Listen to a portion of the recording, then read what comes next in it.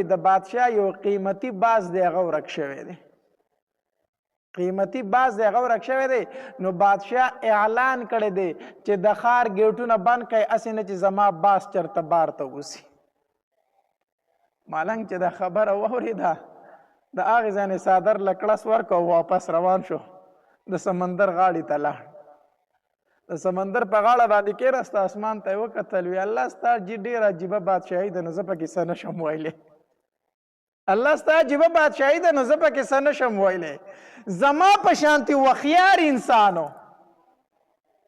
چې ستا عبادت کوي د شپې تهجد کوي تا ته جړاګانې کوي هغه په دې حالت کې دی چې په بدن باندې کپړه نشته دی په سر باندې څادر نشته او په خپو باندې پیزار نشته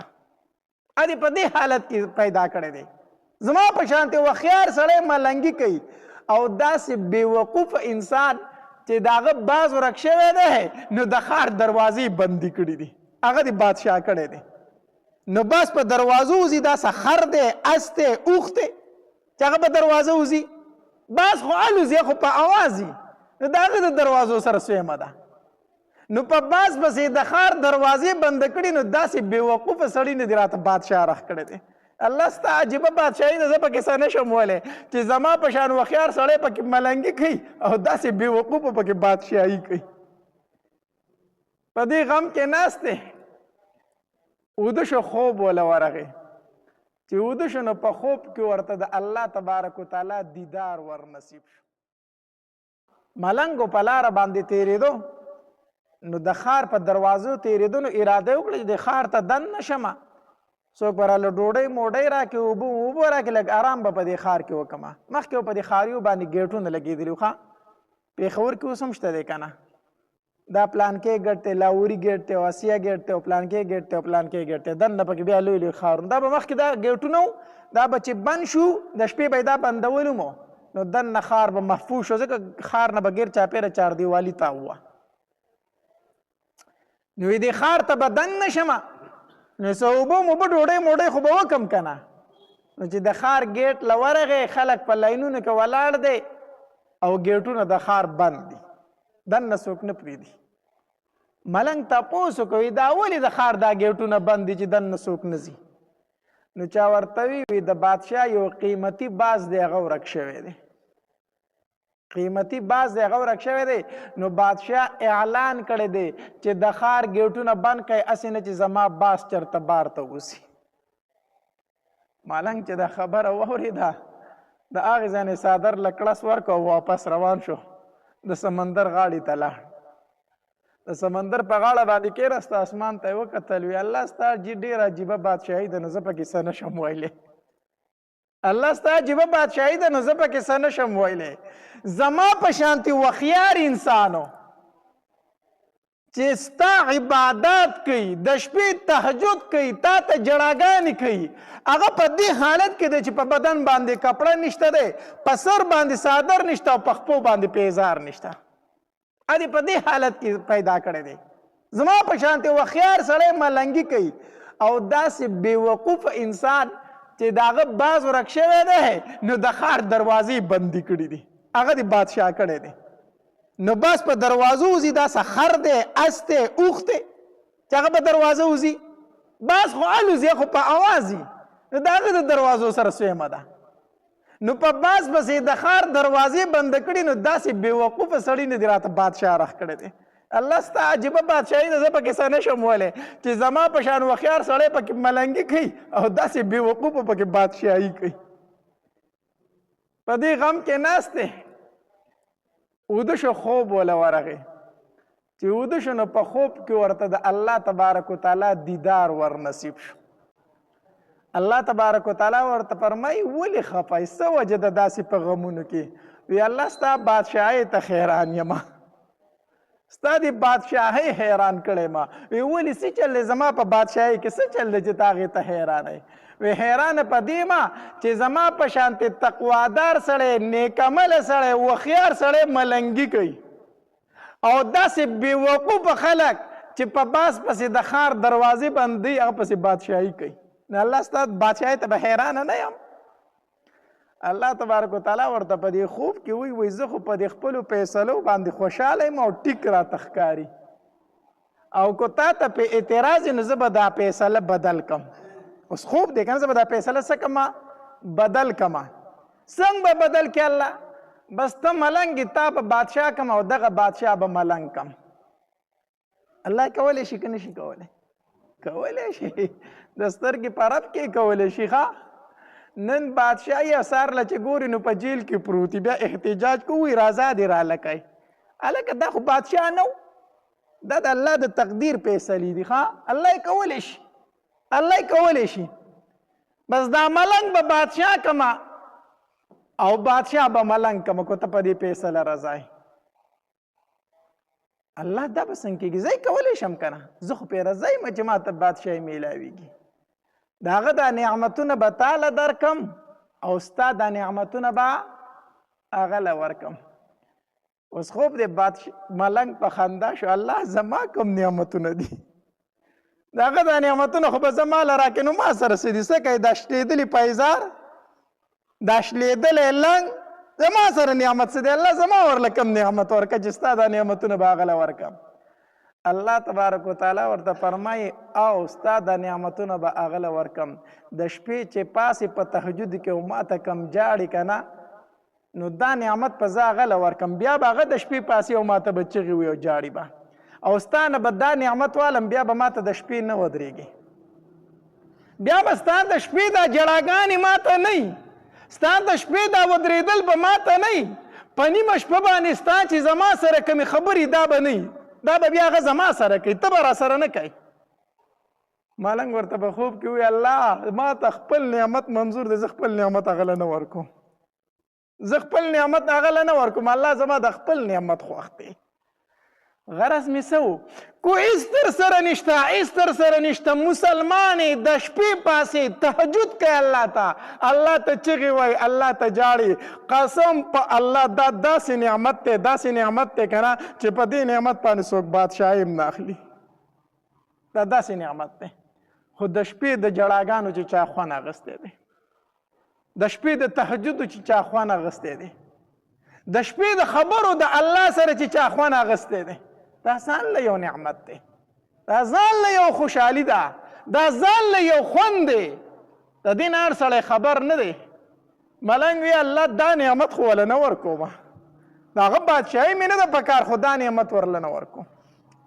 الله په خپلو کارونو باندې ډېر ښه پوهېږي. الله په خپلو کارونو باندې ډېر ښه پوهېږي. په هر حالت کې د الله شکر ادا کوه.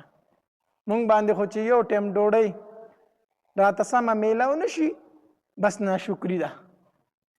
یو ټیم خو ډوډۍ سمه ونه خوړه ناشکري ده. بس په دې کور کې خو د دال نه ما سوا بل شی نه پخېږي نو خو چې راځم دال خو راته ایښی. په دې کور کې څه دي؟ پلیټ له به دیکه ورکې اخوا. ناشکري ده، ناشکري ده. په مړه ګېډه باندې به هر ټیم ډوډۍ خوري، خو که یو ټیم ناره راله بس ناشکري ده. په خولې باندې د ناشکرۍ خبرې دي. ښځې ته به خاوند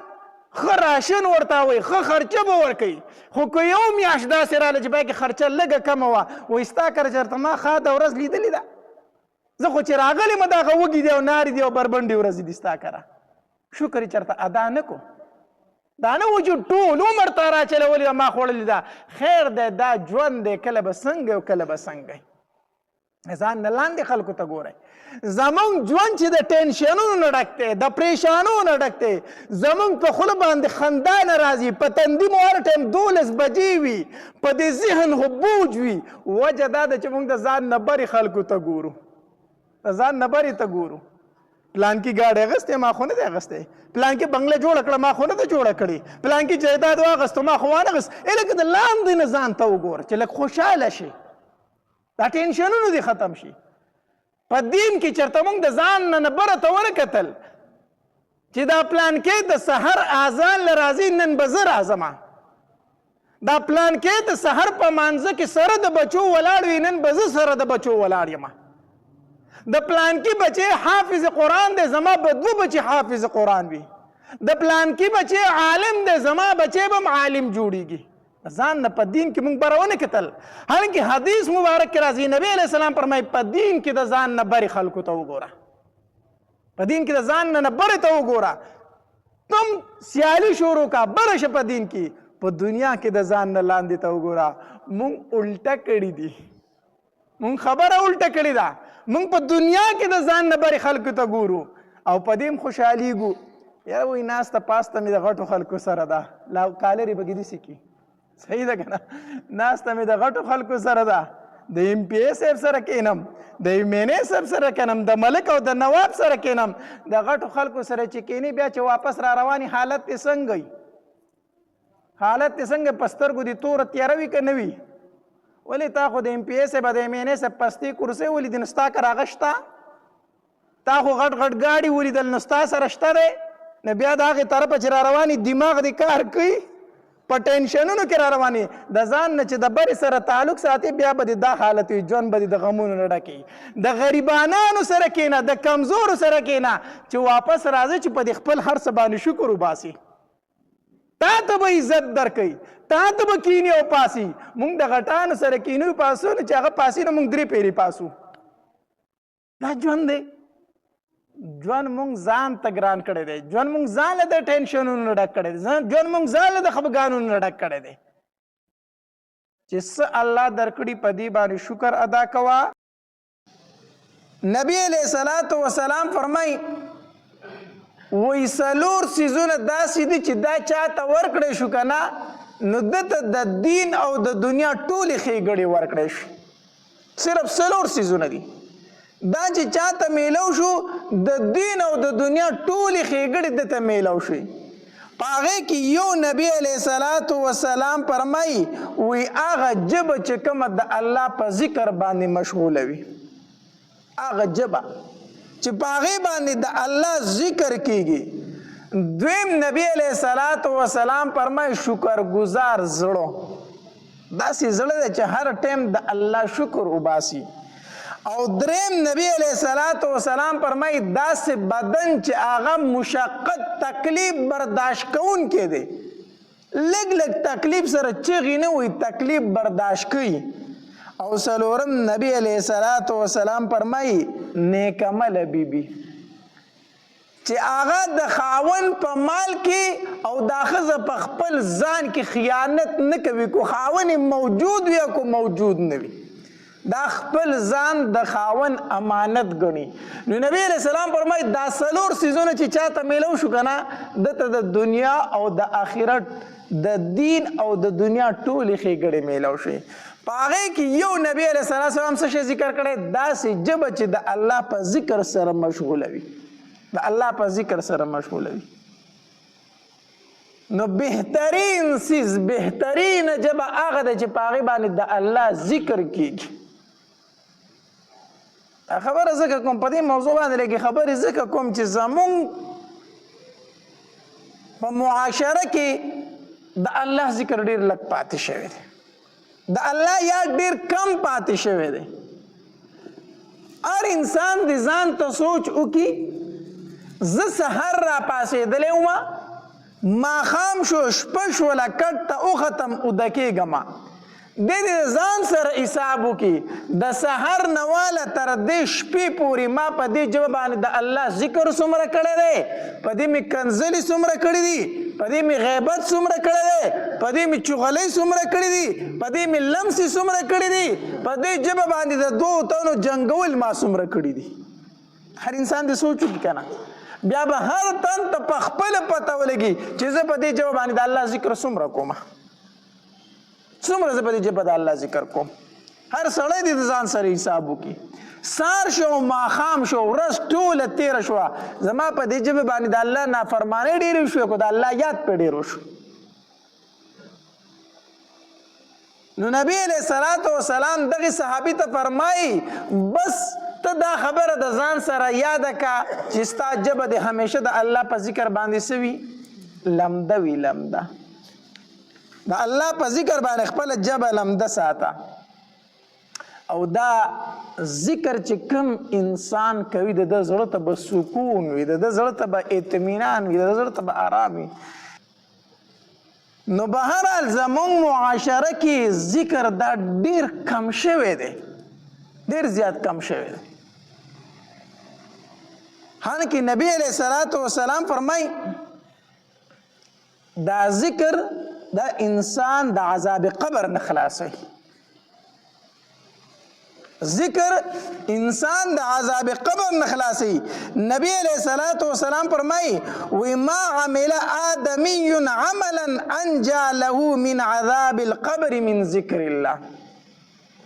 نبی علیہ الصلوۃ والسلام فرمای وی په اعمالو کې داسې یو عمل بل غوره نشته او بهتر نشته چې هغه تا د عذاب قبر نه خلاص کې سیوا د ذکر د الله نه.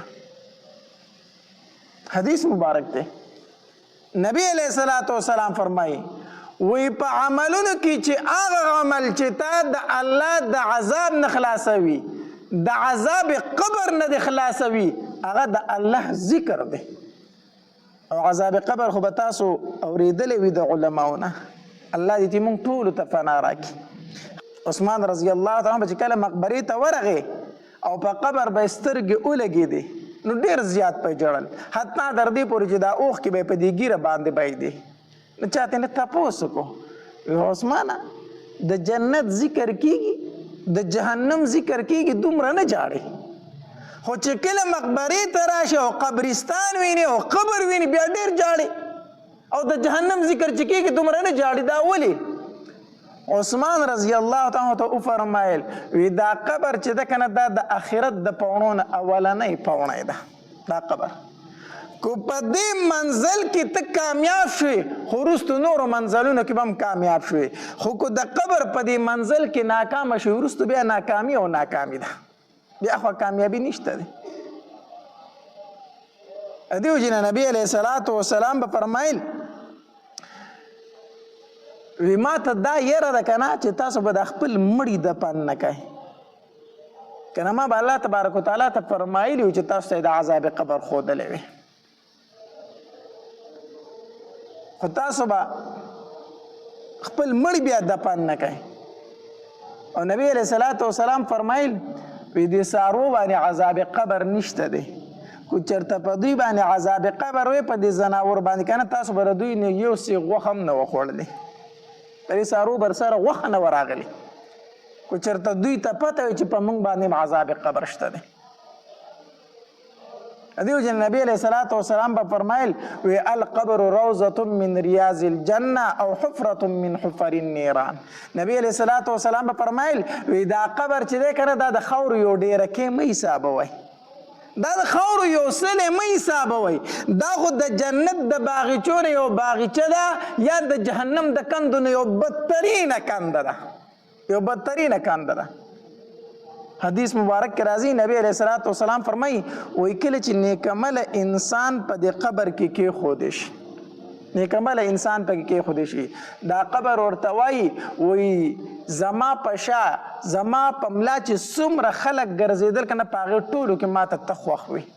او ما وی چې ته به کله زما غېږې له راځې، نن زما غېږې له رالې ته ګوره زه ستا سره څومره ښه سلوک کومه. حدیث مبارک کې راځي وایي د جنت بستره ورته وغوړولی شي، د برې نه اواز وشي، د جنت جامې ورته واغوندوئ، د جنت بستره ورته خوره کوي، او د جنت د طرف نه یو کړکۍ ورته کوله وکړي چې دا خوشبویانې ورته راځي، او دا قبر پې کوله وشي. خو چې کله بدعمله انسان په دې قبر کې کېښودی شي نو حدیث مبارک کې راځي نبی علیہ السلام فرمایي وایي دا قبر ورته وایي دا ځمکه ورته وایي زما په شا چې څومره خلک ګرځېده که نه په هغې ټولو کې ما ته ته ناخوښه وي، ځکه چې ده په دې ځمکه باندې چغلي کوله، قتل یې کو، غیبت یې کو، زنا یې کوله، غلا یې کوله، هر قسمه ګناه ده په دې ځمکه کوله. نو کله چې انسان په دې ځمکه باندې ګناه کوي دا ځمکه ورته خیرې کوي، ښه دې ځمکې ته ډېر زیات تکلیف میلاویږي د دې انسان د ګناه د وجې نه. نو دا ځمکه ورته وایي زما په شا چې څومره خلک ګرځېدو په هغې ټولو کې ته ماته ناخوښه وې، نن ته زما غېږې ته رالې ته ګوره چې ستا سره څه چل کومه. حدیث مبارک کې راځي وایي دا ځمکه پرې داسې راجوخته شي، راتنګ پشي.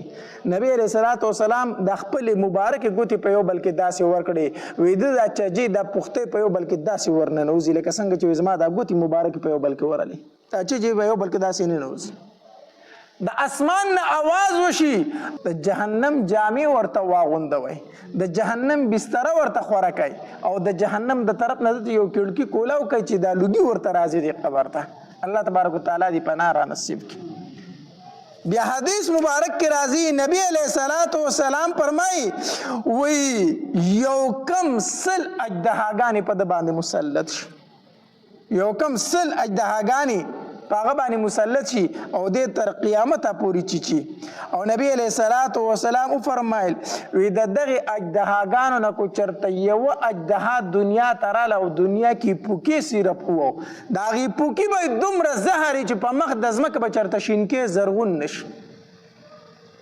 داسې خطرناک اجدهاګان او ماران دي.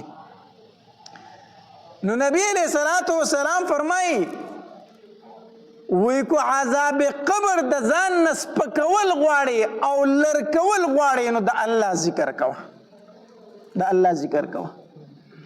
دا عذاب به هله سپکیږي چې کله ته څه کوې د الله ذکر کوې. الله او د ذکر یو نغده فایده دا ده که نه چې کله تا په راحت کې د الله ذکر کو که نه نو په مصیبت کې به د الله دعاګانې ډېر زر قبلې. حدیث مبارک کے راضی نبی علیہ الصلوۃ والسلام فرمائی وی کم انسان چې پر راحت کې د الله ذکر کوي راحت ته په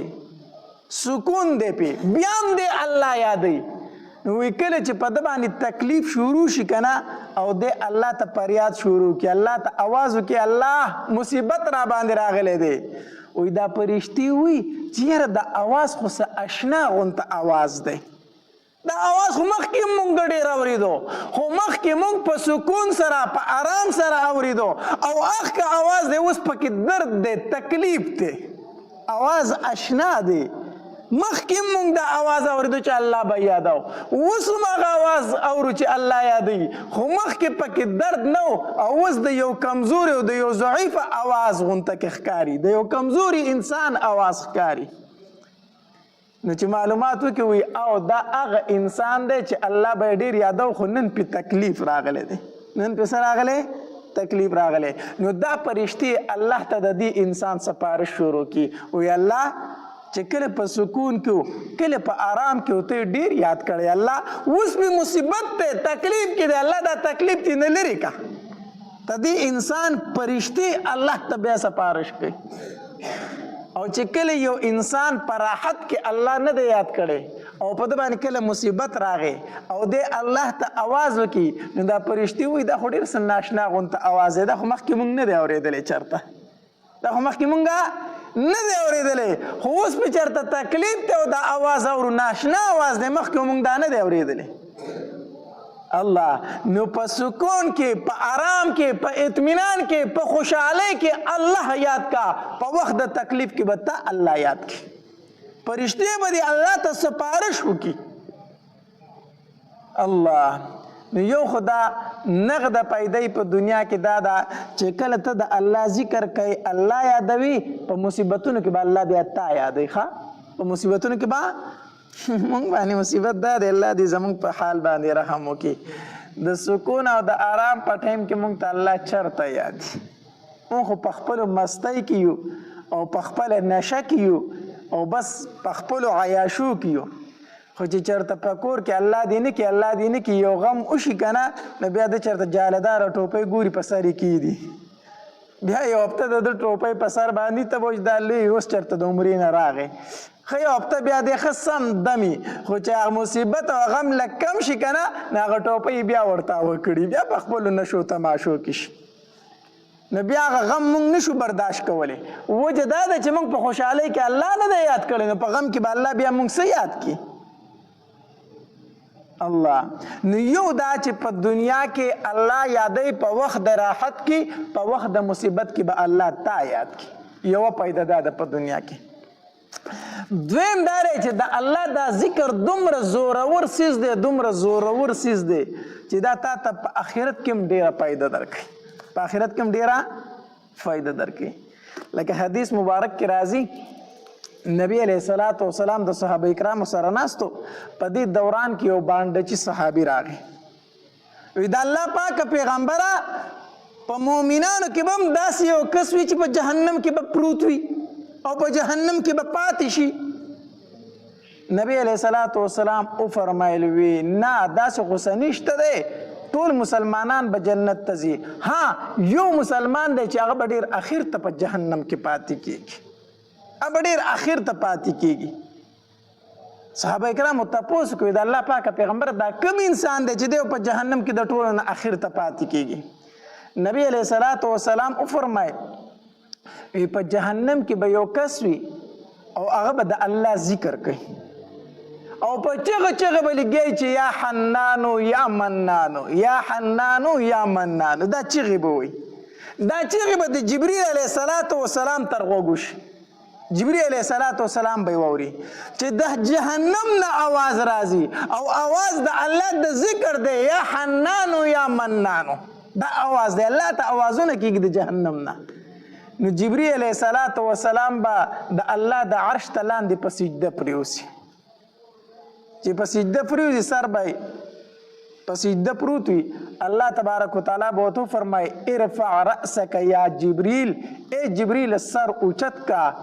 جبریل علیه السلام به سر اوچت کی، چې سر اوچت کی الله تبارک وتعالی به ورته فرمایي جبریل ولې څه ناشنا خبره وشوه چې په سجده پریوتې، څه چل وشو؟ جبریل علیه الصلاة والسلام به ورته فرمایي الله یو आवाज مې د جهنم نه واورېدو او ډېر په درد کې لګیا دی او ډېر په تکلیف کې لګیا دی او تا ته اوازونه کوي چې یا حنانو یا منانو. الله دغه کس خو د جهنم نه روباسه که نه. الله تبارک وتعالی به ورته وفرمایي ای جبریله لاړ شه د جهنم چې کوم داروغه دی چې د هغه نوم مالک دی او مالک ته ووایه چې دغه سړی روباسه کم چې د یا حنانو یا منانو چغې وي. جبریل علیه السلام به لاړ شي داروغه ته به ووایي د الله تبارک وتعالی حکم دی چې په جهنم کې یو تن پروت دی، یا حنانو یا منانو چغې وي، هغه د جهنم نه روباسه. مالک په وایي ټیک ته د جهنم چې کوم داروغه دی دی به لاړ شي جهنم ته، دی به په جهنم کې وګرځي خو دی به دغه کس پیدا نه کړي. حالانکه حدیث مبارک کې راځي وای داروغه د جهنم چې مالک چې دی وای د ته به هر جهنمی داسې معلوم وي لکه څنګه مور پلار ته چې خپل بچي معلوم وي. د مور پلار خپل بچي خطا کیږي نه خطا کیږي، د جهنم چې کم داروغه د مالک ته هغه ته به هر جهنمی داسې معلوم وي، خو دی په جهنم کې وګرځي دغه کس په پیدا نه کی. نو دی به واپس راشي، چې واپس راشي نو جبریل علیه الصلاة والسلام ته به وایي جبریله زه خو پسې ډېر وګرځېدم خو دغه سړی ما پیدا نه کو، ځکه جهنم تازه ساه اغستی دی، جهنم تازه ساه اغستی دی او دومره ګرم شوی دی چې په جهنم کې د وسپنې او د ګټې او د انسان پته نه لګي چې کومه وسپنه ده او کومه ګټه ده او کوم انسان دی. دومره جهنم په غوسه کې دی او دومره ګرم دی، ما ته پته نه لګي چې هغه پکې په کوم ځای کې پروت دی. جبریل علیه الصلاة والسلام به واپس راشي، بیا به د الله تبارک وتعالی د عرش سره خواته په سجده شي. الله تبارک وتعالی به ورته بیا وفرمایي جبریل سر اوچت کا. جبریل علیه السلام چې سر اوچت کې الله تبارک وتعالی به ورته وفرمایي چې ته خو ما لېږلی وې دې له چې کوم سړی یا حنانو یا منانو چغې وي هغه د جهنم نه روباسه راودیستو. جبریل علیه الصلاة والسلام به ته وفرمایي الله ما مالک ته وویل د جهنم داروغه ته مې وویل خو هغه راته وی چې جهنم تازه ساه اغستی دی او دومره ګرم شوی دی چې هلته د ګټې او د اوسپنې او د انسان پته نه لګي،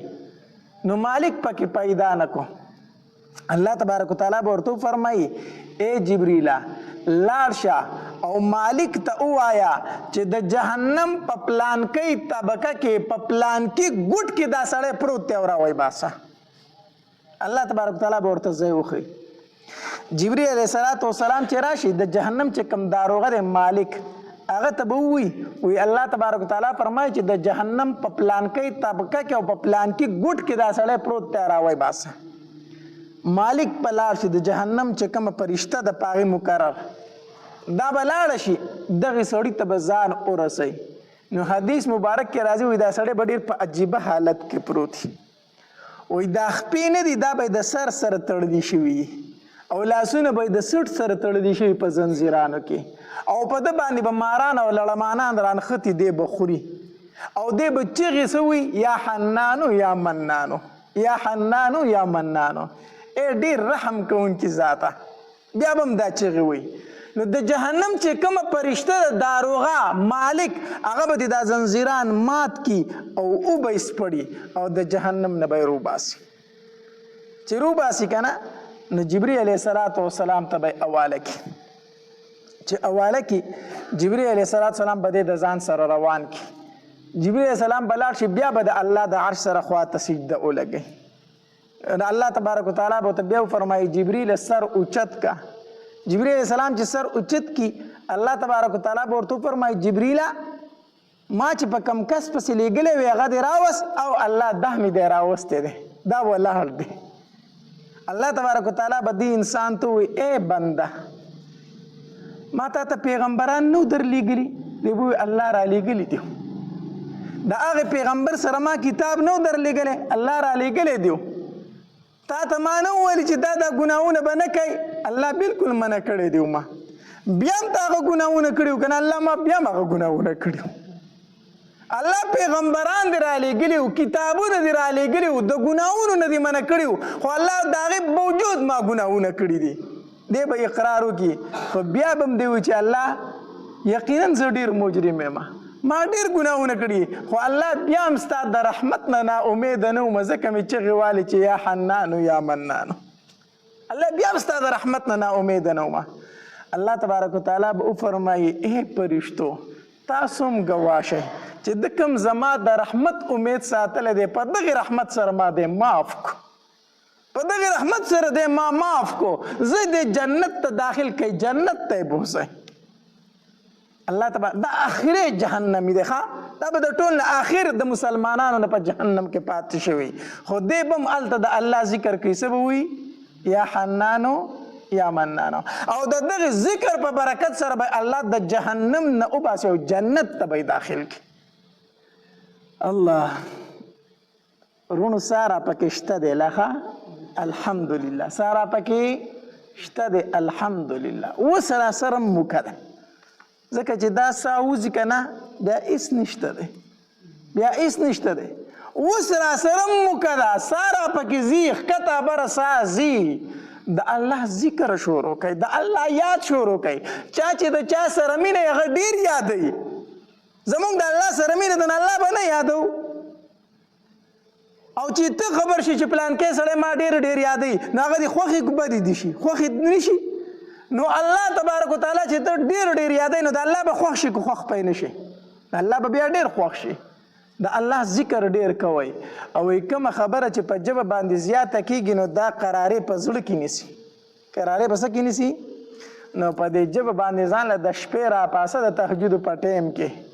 او ځان له په توره شپه کې په یو ګوټ کې کښېنه او الله الله وایه الله الله او داسې وایه چې د اواز دې زړه ته کوزوه د اواز دې زړه ته کوزوه ګوره چې دا الله دا نوم ستا په زړه کې قرارې نیسي که نه نیسي الله دې زموږ په حال باندې رحم وکړي چېرته به چېرته ځم داسې به ډېر کم کسانې چې د شپې دې جومات ته راغلی او دلته ځان له په دای ګوټ کې ناست او د الله ذکر یې شروع کړی ډېر کم به داسې که نه ډېر کم به داسې چې د شپې پاسېدلی او راغلی د هغې جومات په دې ګوټ کې ځان له ناست او الله ته په جړا شوی د الله ذکر یې شروع کړی او الله ته چغې وایي چې الله الله الله الله دې زموږ په حال رحم وکړي یقین وکړه زموږ د معاشرې نه ذکر پاک ختم شوی دی ذکر پکې د سره څوک عبادت نه حسابوي چې دا ذکر هم یو عبادت دی ذکر شروع کړئ دا تسبیح راوالی د دې یو برکت دی ځکه چې دا در سره په لاس کې بې اختیاره به د الله ذکر کوي د دې یو برکت دی دا څه ریاکاري نه ده چې ریاکاري ده دې کې ریاکاري نشته دی دا تسبیح چې در سره یې ته به بې اختیاره داسې الله الله الحمدلله سبحان الله الله اکبر دا به وایي عادت د سړي جوړ شي بیا د الله ذکر کوئ د دې ډېرې زیاتې پیدې دي په دنیا کې هم پیدې دي په آخرت کې هم پیدې دي په په وخت د خوشحالۍ کې الله یاد کوي، په وخت د مصیبت کې به الله مونږ یاد کوي. الله تبارک وتعالی د عمل کولو توفیق را نصیب کړي. چې کله دا حساب کتاب کېږي که نه، حدیث مبارک کې راځي د یو انسان به نیکۍ وتللی شي، نیکۍ وتللی شي.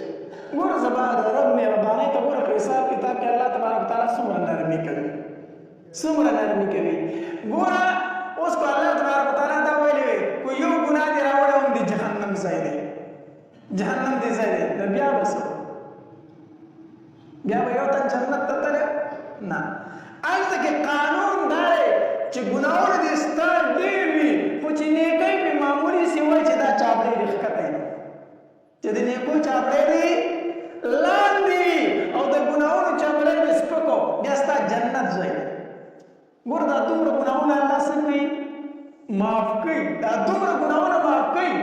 دا ډېر ګناهونه راوړي دي، خو یوه نیکي دې پرې درنه ده، یوه نیکي دې پرې. مثال به درته ذکر کوم، اصل مثال یو طرف ته ننانوې ګناهونه دي او بل طرف ته سل نیکۍ دي، یوه نیکي پرې زیاته ده. دا انسان به چېرته ځي؟ جنت ته به ځي، ځکه چې یوه نیکي پرې زیاته ده، خو دا چاپړی دروند دی، د ګناهونو چاپړی څه دی؟ دا د الله مهرباني ده که نه ده؟ الله ډېر مهربانه ذات دی. او دا بلکې بله خبره پسې واوره چې د کوم انسان ګناهونه او نیکۍ برابر شوي، بلکل برابر سرابر، بیا هم د جنت فیصله ده، بیا هم الله تبارک وتعالی څه وایي؟ جنت ته ځه، بیا دې جهنم ته نه بیایي. خو یو انسان به پکې داسې راشي چې د هغه به یوه نیکي کمه وخېږي، خو صرف یوه نیکي پکار ده. څه پکار ده؟ یوه نیکي پکار ده چې د جنت ته لاړ شي. نو الله تبارک وتعالی بېنیازه ذات دی، هغه یې داسې هم جنت ته لیکلی شي چې یوه نیکۍ ته ضرورت نشته، ځه جنت ته. خو هغه ښایي چې تا په دنیا کې څه کړي دي هغې ته ګوره. الله تبارک وتعالی ښایي. نو الله تبارک وتعالی به د انسان ته ووایي یوه نیکي دې کومه ده، لاړ شه دا چېرته وګوره، ما له یې راوړه چې جنت ته به ځي.